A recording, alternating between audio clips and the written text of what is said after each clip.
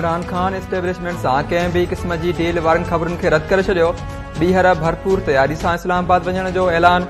पेशावर में press conference कंदे इमरान खान चयो त लॉन्ग मार्च ख़त्म न करियां हां त मुल्क में रतोशाण थिए हां, को बि ग़लतफ़हमी में न रहे। इन्हनि खे तस्लीम करण जो सवाल नथो पैदा थिए। 30 सालनि खां मुल्क में फिरंदड़ हुक्मरान बणियल आहिनि जेका मुल्क जी तौहीन आहे। ॻोल्हे ॻोल्हे असांजे माण्हुनि ते तशदुद कयो वियो। लॉन्ग मार्च वारी राति कारकुन कावड़ में हुआ। वॾी खूनरेज़ी जो ख़तरो हो जंहिंसां मुल्क जो नुक़सान थिए हां। सुप्रीम कोर्ट जे चीफ जस्टिस खे ख़त लिखियो पुछियो आहे त छा असांखे पुरअमन एहतजाज जो हक़ नाहे।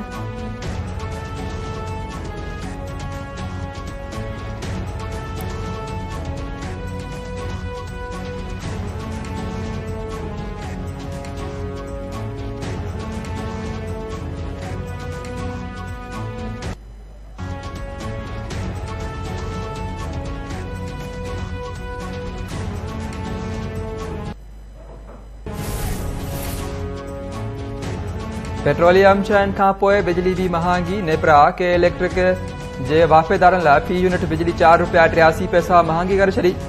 मार्च जे माहवार फ्यूल एडजस्टमेंट जी मद में बिजली महांगी कई वई। के इलेक्ट्रिक ₹5.27 फी यूनिट वाध जी दरख़्वास्त ॾेई हुई। ज़रीन मूजिब हुकूमत पेट्रोलियम मसनूआत जी क़ीमतुनि में इज़ाफ़े खां पोइ IMF जे मुतालबे ते बिजलीअ जी क़ीमतुनि में इज़ाफ़ो कयो आहे। वाध के इलेक्ट्रिक जे लाइफ लाइन सारिफ़िन ते लागू न हूंदी।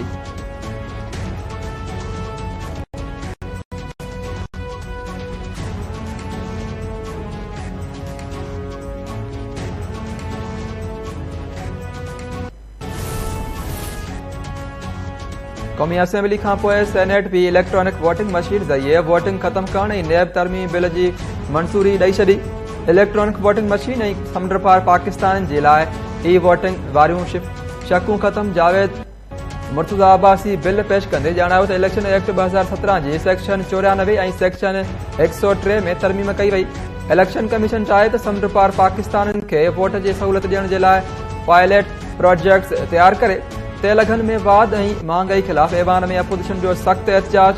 PTI सेनेटर्स पारां ज़ालिमो जवाब ॾियो, महांगाई जो हिसाब ॾियो जा नारा।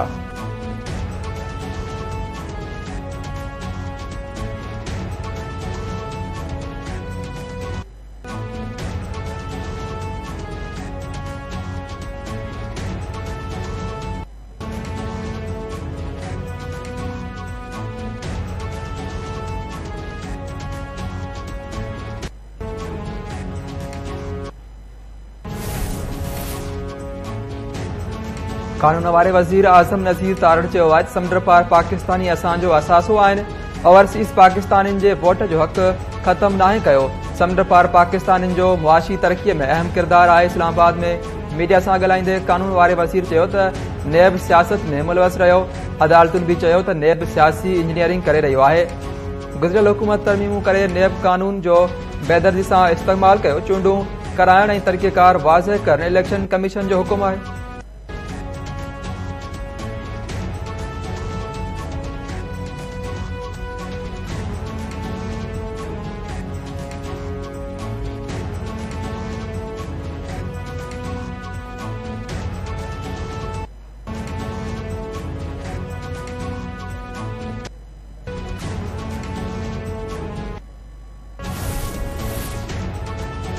वफ़ाक़ी हुकूमत पारां रिटायर्ड जज बदिरां कंहिं रिटायर्ड कामोरे खे नैब चेयरमैन मुक़ररु करण जो फ़ैसिलो।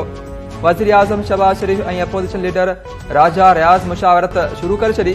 ज़रीन मूजिब नए चेयरमैन लाइ FIA जे अॻूणे सरबराह बशीर मेमून, फवाद हुसैन फवाद ऐं चौधरी कमर ज़मान जे नालनि ते गौर वीचार।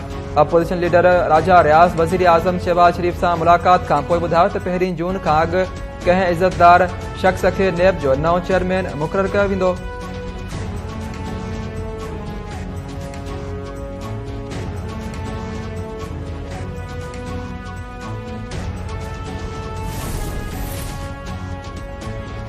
सुप्रीम कोर्ट जांच इदारनि में मुबैना मुदाख़लत बाबति वरतल पाणमुराद नोटिस केस में DG FIA खे तलब करे वरितो। शहबाज शरीफ़ जी वकील इरफान कादिर पारां बेंच ते धुर हुजण जो इल्ज़ाम। जज कावड़ जे उती हलिया विया। केस जी ॿुधणी वञण ॼातल मुदे ताईं मुलतवी ॿुधणी दौरान chief justice Umar Ata Bandial remark ॾिना त इनफरादी केसिस न पिया ॾिसूं, जेको चवणो आहे लिखत में ॾियो। शाह ECL रूल्स में तब्दीली लाइ लाॻापियल इदारनि सां मुशावरत कई वई। जस्टिस मोहम्मद अली मज़हर रिमार्क्स ॾिना त रूल्स में तरमीम खां पोइ नज़रसानी जो तरीक़ेकारी ख़त्म थी वियो। अदालत ECL रूल्स में तरमीम जे तरीक़ेकार बाबति रिपोर्ट तलब करे वरिती।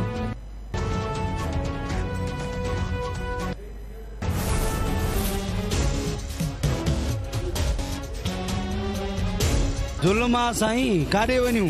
तेल ई कयूं या महांगाई जी कयूं? ही त डबल महांगाई कई। इन खां त इमरान हुकूमत हज़ार दर्जा बहितर हुई। कम से कम महांगाई त न हुई न, हिन त ज़ुल्म करे छॾियो। अॻे असीं हैदराबाद वेंदा हुआसीं त किरायो लॻंदो लोकल 100-150 रुपया। हाणे लोकल में बि केरु थो चढ़े।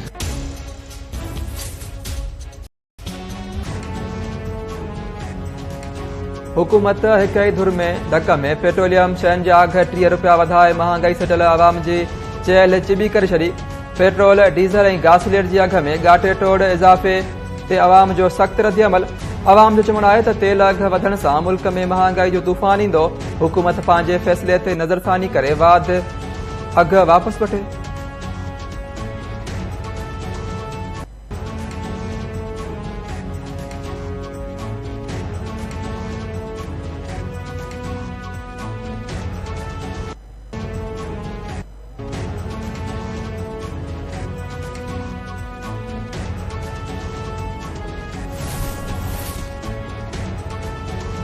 वज़ीर आज़म शहबाज शरीफ़ अॼु क़ौम खे ख़िताब कंदो। वज़ीर आज़म सियासी, मुआशी ऐं ख़ासि तौर पेट्रोलियम शयुनि जे अघनि में वाध बाबति क़ौम खे एतमाद में वठंदो। शहबाज शरीफ़ चूंड सुधारनि, नेब तरमीम बिल ऐं इमरान ख़ान जी लॉन्ग मार्च जी सूरतहाल ऐं हुकूमत जे मुस्तक़बिल जे हवाले सां बि क़ौम खे एतमाद में वठंदो।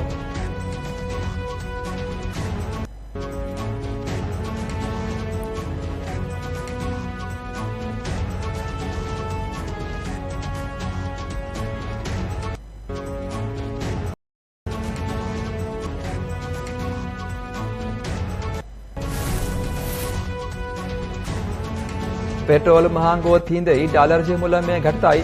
इंटरबैंक में रुपए डॉलर 2 रुपया 26 पैसा सस्तो थियण बाद 199 रुपया 65 पैसनि जो थी वियो।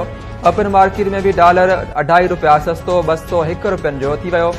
IMF जे शर्तनि ते तेल महांगो थियण सां पाकिस्तान स्टॉक एक्सचेंज में हाकारी असर।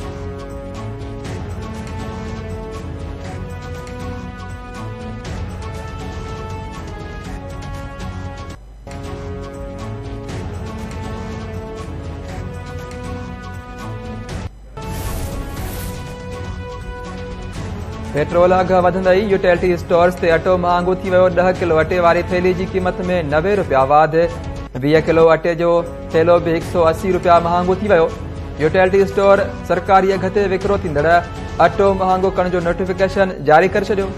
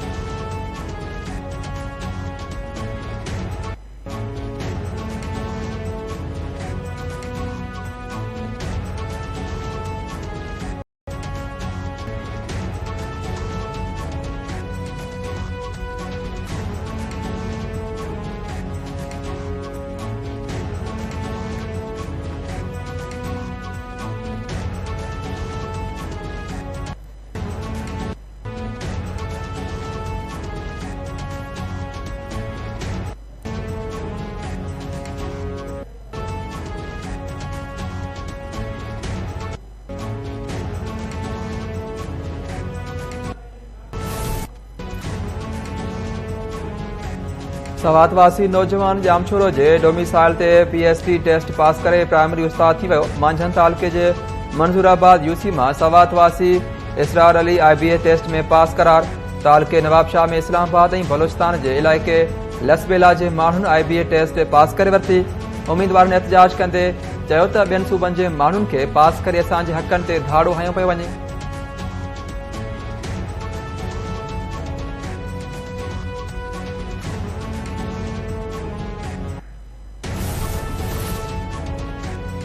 सिंध हाई कोर्ट पंजाब में मुबैना तौर पसंद जो परणो कंदड़ कराची वासिण दुआ ज़हरा ऐं निमरा काज़मी खे सूमर ॾियारे हर हाल में पेश करण जो हुकुम ॾेई छॾियो। नारियुनि जे बाजाब न थियण ते अदालत पुलिस ख़िलाफ़ कार्रवाई जो फ़ैसिलो कंदे सूमर ते IG सिंध खे भी तलब करे वरितो। सरकारी वकील खे अदालत खे ॿुधायो त बदकिस्मती सां निमरा बाज़ियाब न थी सघी आहे। नारी वीडियो बयान में चयो आहे त हूअ कराची आई ऐं खेसि कुझु थियो त उनजी ज़िम्मेवार पुलिस ते हूंदी। अदालत सरकारी वकील खे छंड पटींदे चयो त तव्हांजी सॼी मशीनरी छा पई करे?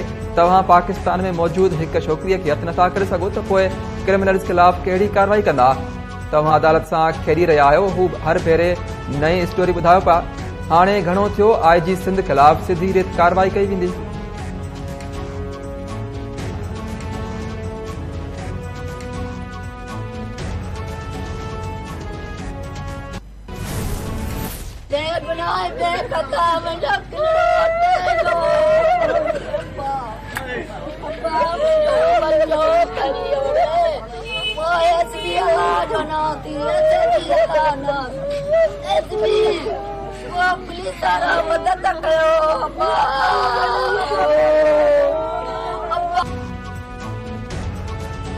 कंदरकोट में धाड़ियुनि सां अगवा थी वियल औरत 1.5 महीनो गुज़रण बावजूद बाज़ियाब न थियो। वारसन जो SSP ऑफिस आॾो एहतजाज। औरत रहीम बख्श शेख जी अमड़ जूं दाहूं पुलिस खे पुट जी बाज़ियाबी में मदद जी अपील। वारसन मूजिब धाड़ियल मुखबी जे बाज़ियाबी एवज़ 30 लख रुपया भुंग भरी रहिया आहिनि। गोसपुर जे कचे मां गुज़िरियल राति अगवा थी वियल 4 औरतुनि जी बाज़ियाबी लाइ ज़िले जे मुख़्तलिफ़ थाणनि जी पुलिस जो ऑपरेशन का भी कामयाबी न मिली सघी। ॻोठ दड़ी सुंदराणी वासी औरत खुदा बख्श नसीराणी, औरत मगरूब भट्टी, अहद नसीराणी ऐं शबीर चन्ना ट्रैक्टर ट्राली ते मिटी भरण लाइ विया हुआ त हथियारबंदनि खेनि अगवा करे विया हुआ।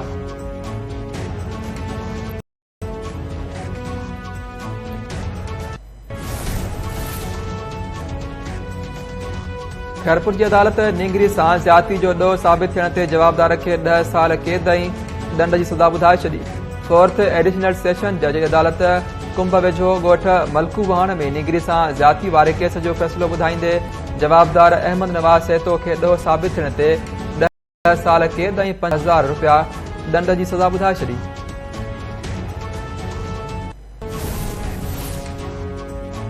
बिया रोड में ॿारनि जी ॻाल्हि सां झेड़े में हिकु ॼणो क़तल, 10 ज़ख़्मी थी पिया। फतेहपुर पाड़े में केरिया ऐं वस्तड़ा बिरादरी जे ॿिनि धुरियुनि में झेड़े बाद हिक ते फायरिंग मारिजी वियल। निसार वस्तड़ो जो लाश ऐं ज़ख़्मियुनि खे इस्पताल मुंतक़िल कयो वियो। धुरियुनि में शिकतान बरक़रार।